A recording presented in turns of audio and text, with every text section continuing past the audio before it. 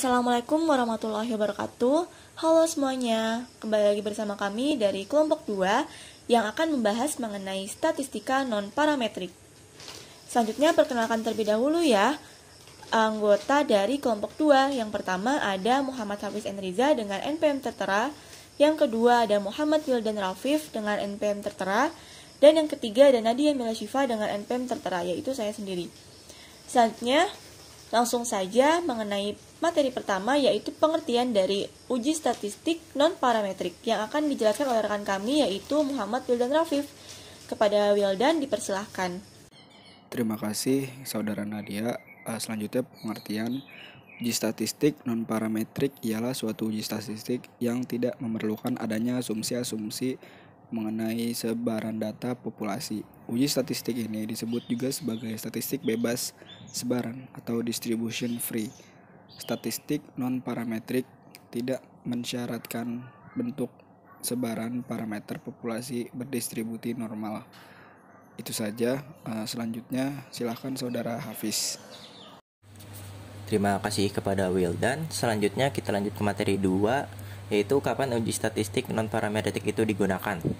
Analisis non-parametrik itu digunakan ketika peneliti tidak tahu distribusi data yang diamati. Kemudian analisis ini digunakan ketika data berdistribusi secara tidak normal.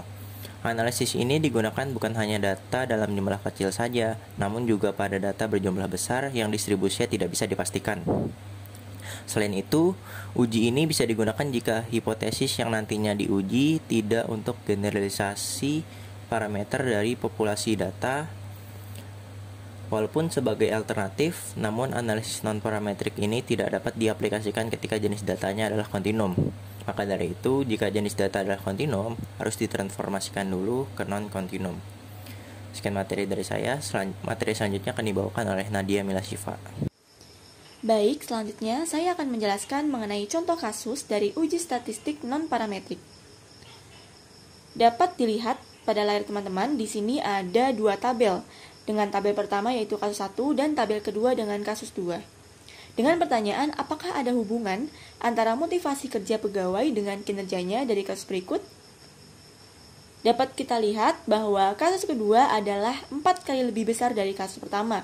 Contohnya, yang pada tabel kasus pertama yaitu motivasi tinggi dengan kinerja yang baik sebesar 30, dan kasus kedua pada motivasi tinggi dengan kinerja yang baik sebesar 120. Begitupun dengan tabel data lainnya. Maka dapat disimpulkan bahwa kasus kedua 4 kali lebih besar dari kasus pertama. Maka dapat kita simpulkan dengan beberapa jawaban, yaitu yang pertama, proporsi karyawan yang kinerjanya baik dari yang bermotivasi tinggi sebesar 0,6 atau 6/100 atau 6% untuk kedua kasus tersebut. Seperti tabel sebelumnya ya. Lanjut ke poin kedua, yaitu proporsi karyawan yang kinerjanya baik dari yang bermotivasi kurang sebesar 0,5 atau 5% untuk kedua kasus. Selanjutnya dengan 100 sampel, pada kasus pertama belum cukup bukti atau kuat untuk menyimpulkan bahwa ada hubungan antara motivasi dengan kinerja. Selanjutnya yang terakhir dengan 400 sampel pada kasus kedua, dapat disimpulkan bahwa makin tinggi motivasi kerja karyawan, maka makin baik juga kinerjanya.